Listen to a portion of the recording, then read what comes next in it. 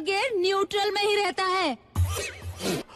तुम चाहो तो तुम भी ये दूध पी सकते हो, ताकि जमाने को पता चले कि तू चूहा मोटा है पर तेरा खाली लोटा है।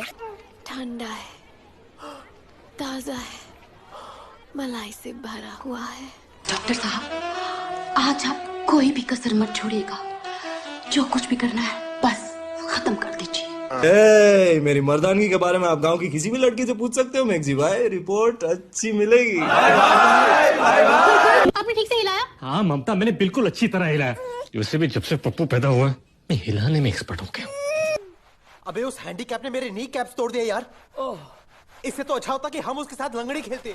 वो साला लंगड़ा हमको लंगड़ी में भी हरा देता। मेरी 2 बहुत बड़ी दूध की फैक्ट्रीज हैं। दूध फैक्ट्रीज?